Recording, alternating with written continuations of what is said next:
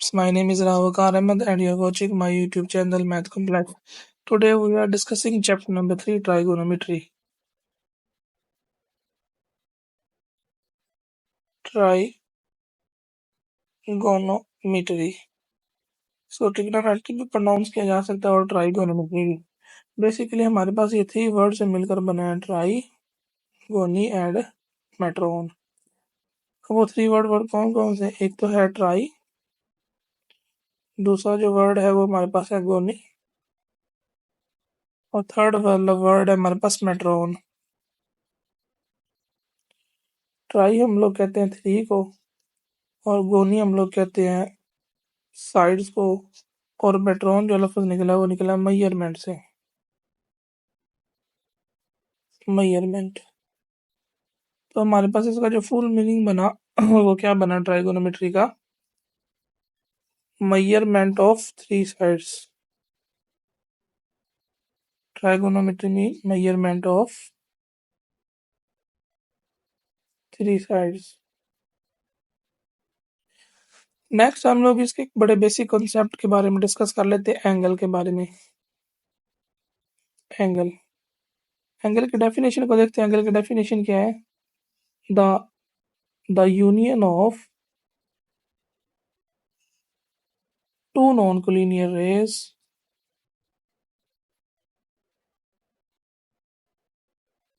non-collinear rays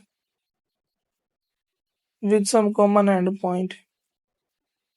With some common endpoint. Endpoint. यहाँ पे word है कुछ जो देखने वाले हैं. एक हमारे पास ये वर्ड है, लफ्ज है नॉन कोलिनियर. नॉन कोलिनियर के बारे में देखते हैं. नॉन कोलिनियर किसे कहते हैं? जैसा कि हमारे पास ये लाइन है और जो अगर कोई 2 लाइन सेम लाइन के ऊपर आ जाए, जैसा कि ये एक और लाइन इसी लाइन के ऊपर आ गई है और एक और लाइन हम लोग कंसिडर कर लेते हैं, वो भी इसी के ऊपर सेम इसी के ऊपर आ जाएगी.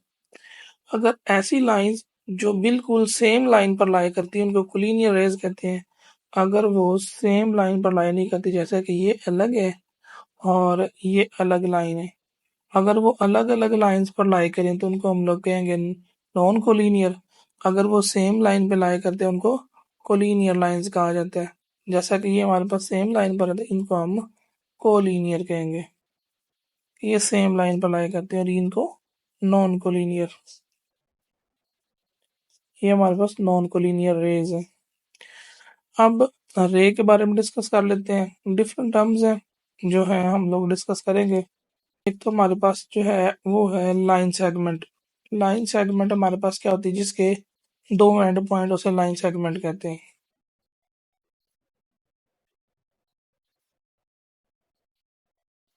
और इसी तरह हमारे पास लाइन आ जाती है, इसके हमारे पास 2 एंड पॉइंट्स होते हैं और ये एक डेफिनेट पोर्शन होता है उसका. ये हमारे पास लाइन है और लाइन एंडलेस होती है, इसका कोई एंड नहीं होता. यहाँ पर भी इन्फिनेटिवली जा रही होगी और इस डायरेक्शन में भी, ऑपोजिट डायरेक्शन में भी ये इन्फिनेटिवली जा रही होगी. थर्ड कॉन्सेप्ट हमारे पास रे का. रे हमारे पास एक यूनि डायरेक्शनल हमारे पास लाइन है, यानी कि जो सिर्फ एक डायरेक्शन के अंदर इन्फिनेटिवली मूव कर रही होती है. दूसरा उसका एंड हम देख सकते हैं और दूसरा एंड उसका नहीं पॉसिबल कि वो कहाँ तक रीच कर रहा है, तो इसको रे हम लोग कहते हैं. अब अगर हमारे पास 2 रेज हों, जैसा कि एक रे ये मौजूद है हमारे पास और दूसरी रे इस तरीके से हमारे पास मौजूद है, हॉरिजॉन्टली या दूसरे तरीके से मौजूद है. ये 2 रेज हमारे पास मौजूद है.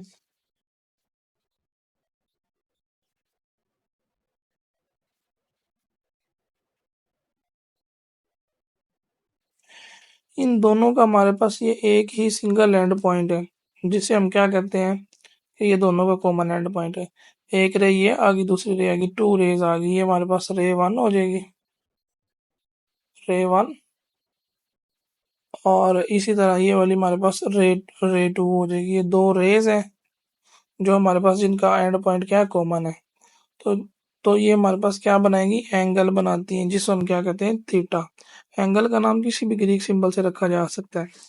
ये जो कॉमन पॉइंट है, इस पॉइंट को हम लोग वर्टेक्स कहते हैं। और ये वाली जो आर्म है शुरू वाली, इस आर्म को इनिशियल आर्म कहते हैं, और दूसरी आर्म को टर्मिनल आर्म कहा जाता है। नेक्स्ट अब हम एंगल की टाइप डिस्कस करेंगे with respect to rotation. Rotation के लिहाज से हमारे पास एंगल की टू टाइप्स बनती हैं। वो टू टाइप्स कौन कौन से हैं, जरा वो देखेंगे। हमारे पास एक आता है क्लॉकवाइज एंगल और एक anti clockwise angle. Anti clock wise direction जो होगी उसको डिस्कस करते हैं, और क्लॉकवाइज डायरेक्शन।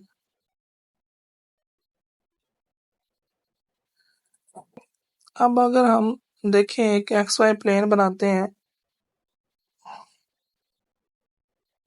ये हमारे पास एक्स वाई ड्रा हो गया, और यहाँ पर भी हम लोग एक्स वाई प्लेन ड्रा कर लेते हैं।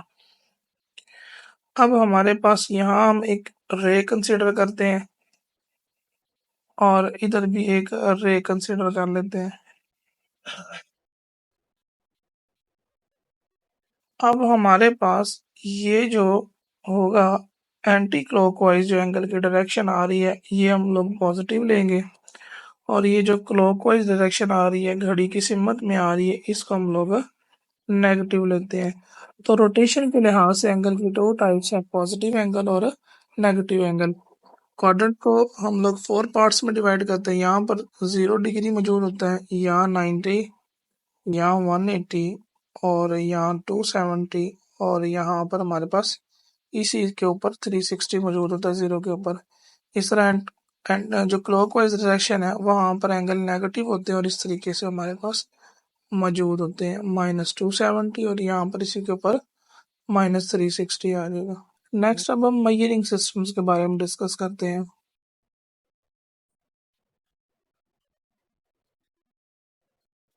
मेजरिंग सिस्टम्स,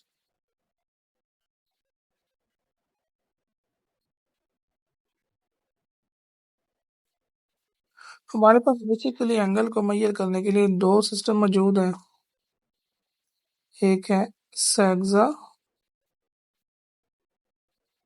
जेसिमल, और दूसरा हमारे पास मौजूद है सर्कुलर।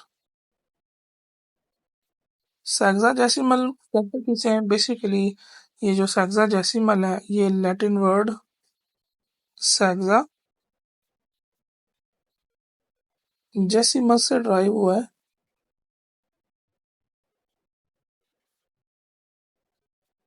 सेक्साजेसिमस, सेक्साजेसिमस का मीनिंग होता है 1/16 पार्ट। तो बेसिकली ये लैटिन वर्ड से ड्राइव हुआ है, सेक्साजेसिमस, जिसका मतलब होता है 1/16 पार्ट। तो ये हमारे पास 60 के नंबर सिस्टम वाला होता है, जिसकी बेस हमारे पास 60 होती है। इसमें हमारे पास 0 से लेकर 60 तक नंबर आते हैं, उसके बाद नेक्स्ट टर्म स्टार्ट हो जाती है। तो हम देखते हैं सेक्साजेसिमल के डेफिनेशन से। सेक्साजेसिमल किसे कहते हैं, hexadecimal,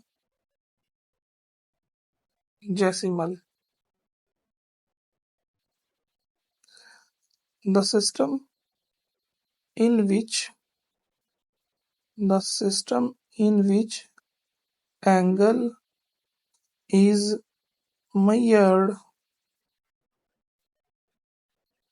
in degree, minute, or and second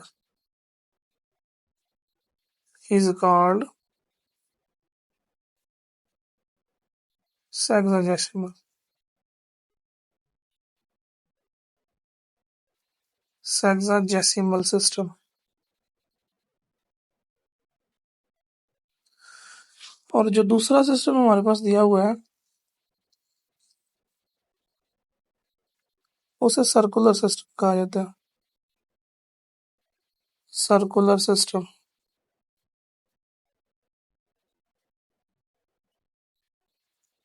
the system in which angle, जिससे पहले हम डिस्कस कर चुके एंगल को, is measured in radian is called circular system.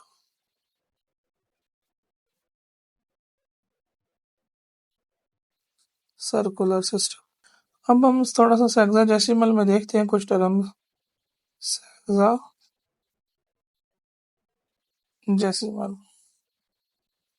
Sexagesimal में बात की थी डिग्री। डिग्री के लिए सिंपल इस्तेमाल करेंगे मिनट और सेकंड की। सेकंड के लिए डबल स्लैश है। अब हम देखते हैं, अगर हमारे पास 60 मिनट्स 0 से स्टार्ट हुआ है, 60 तक गया है, 60 अगर सेकंड हमारे पास हो तो हमारे पास ये 1 मिनट बन जाता है। इसी तरह जब 0 से 60 मिनट्स हमारे पास इकट्ठे होते हैं, 60 तक जाते हैं, तो फिर ये किस में कन्वर्ट हो जाता है? ये कन्वर्ट हो जाता है 1 डिग्री में। अब 1 डिग्री की डेफिनेशन देख लेते हैं। 1 डिग्री की डेफिनेशन क्या है? 1 डिग्री,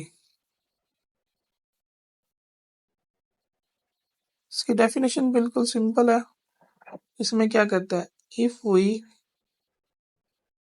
डिवाइड, अगर हम डिवाइड करते हैं the circumference of circle,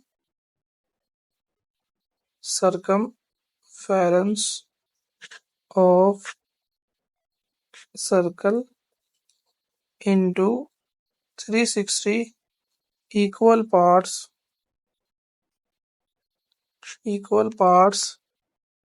then the angle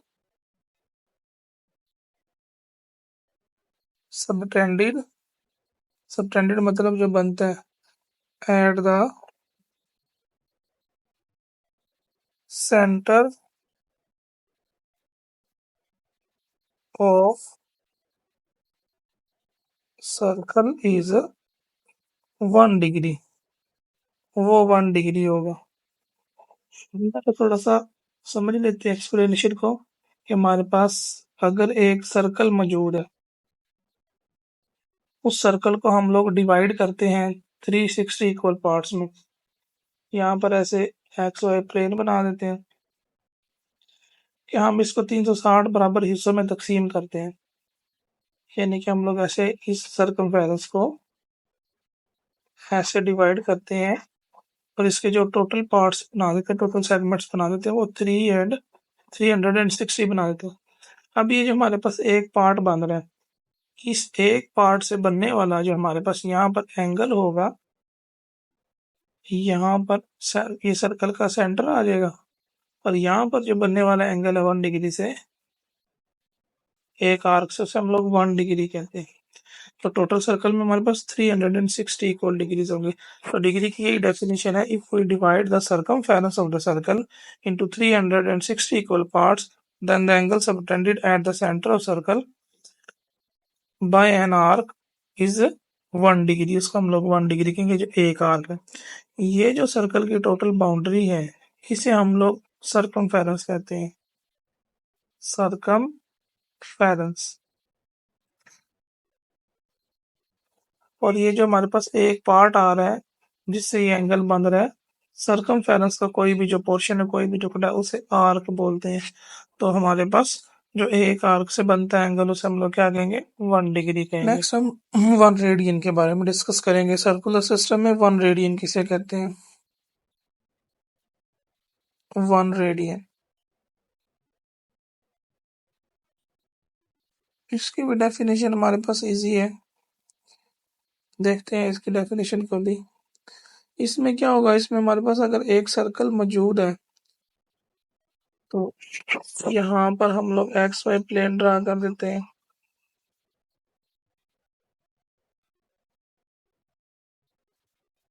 अब एक्स वाई प्लेन ड्रा हो गया तो हम लोग देखते हैं यहाँ पर एक एंगल बन रहा है, उसको डिस्कस करेंगे कि हमारे पास यहाँ पर सर्कल के सेंटर पर एंगल बन रहा है। यहाँ सर्कल का सेंटर मौजूद है, ये हमारे पास एंगल बन रहा है। और ये हमारे पास क्या है, एक पोर्शन बन गया सरकमफेरेंस का इतना सा। तो इस पोर्शन को हम लोग क्या कहते हैं, आर्क कहते हैं, जिसको एल से शो किया जाता है। और ये वाले जो सेंटर से लेकर आउटर बाउंड्री तक का जो फासला है सर्कल का, सेंटर से लेकर आउटर बाउंड्री तक का ये जो डिस्टेंस है, इसको रेडियस कहा जाता है, रेडियस। इसकी डेफिनेशन ये है कि उस सर्कल पे बनने वाला एंगल 1 रेडियन होगा अगर हमारे पास आर्क लेंथ इक्वल टू हो जाए रेडियस ऑफ सर्कल के। इसकी डेफिनेशन भी इसी से ड्राइव की जा सकती है डायग्राम से। The angle subtended, the angle subtended subtended at the center of circle, center of circle is, center of circle यहाँ पर हम लिखेंगे by an arc,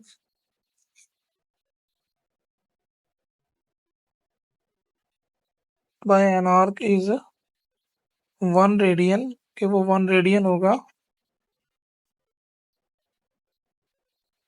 if अगर आर्क लेंथ, जो हमारे पास आर्क की लेंथ है, is equal to the radius of circle, radius of circle।